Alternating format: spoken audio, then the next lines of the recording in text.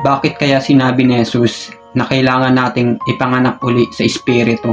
Kasi kung hindi daw tayo ipapanganak sa Espiritu ayon sa Kanya, hindi daw natin makakamtan ang kaharian ng langit o hindi daw tayo makakapunta sa langit kapag hindi daw tayo ipinanganak uli sa Espiritu. Ano kaya yung dahilan? Ano kaya yung problema sa buhay ng sangkatauhan? Ano yung problema sa atin, sa ating mga tao, kung bakit kailangan nating ipanganak uli sa Espiritu? Ano yung nangyari? Ano yung nangyari sa atin?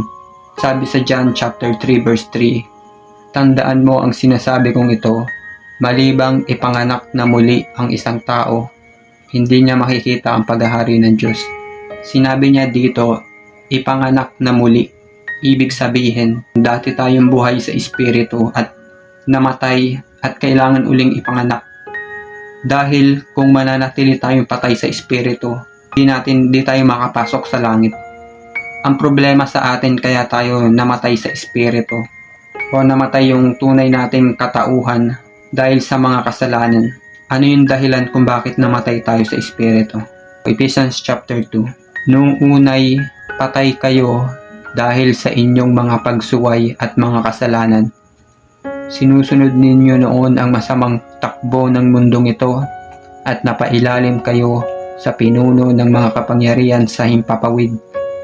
Ang espiritong naghahari sa mga taong ayaw pasakop sa Diyos.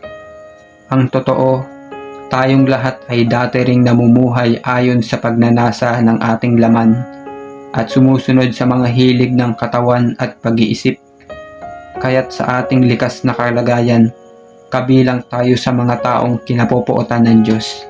Ibig sabihin, ang problema ay ang kasalanan o yung pagsunod sa mga likas na hilig ng laman, ng mga immoralidad tulad ng nabanggit yung mga kahalayan, mga malalaswa, yung mga pagpatay, yung mga masasamang pag-iisip, yung pag-aaway, pagtatanim ng galit, yung mga immoralidad na ginagawa ng mga tao. Yung mga kasalanan na yun, ayun yung pumapatay sa espiritu ng tao, sa mga masasamang gawa, sa mga masasamang hilig ng laman, ng mga masasamang impluensyas ng mundong ito.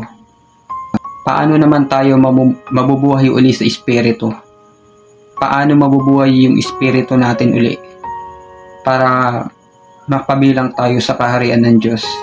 Ayon sa Galatians chapter 5, kung binigyan tayo ng buhay ng espiritu, mamuhay rin tayo ayon sa espiritu. Ang banal na espiritu, ang espiritu ng Diyos, siya yung bumubuhay sa espiritu ng tao na namatay. Siya yung bumubuhay sa patay na espiritu ng tao. Ibig sabihin sa kapangyarihan ng banal na espiritu, nabubuhay uli yung espiritu ng tao. Romans chapter 8 verse 2, sa pamamagitan ng kautusan ng espiritong nagbibigay buhay dahil sa pakikipag-isa natin kay Kristo Jesus, pinalaya na ako mula sa kautusan ng kasalanan at kamatayan. Ganito nangyayari kung paano nabubuhay uli yung espiritu ng tao, kung paano tayo maliligtas, mapapabilang sa kaharian ng Diyos. Mabubuhay tayo sa espiritu, maliligtas tayo. Una, dahil nakipag-isa na tayo sa Panginoong Hesus.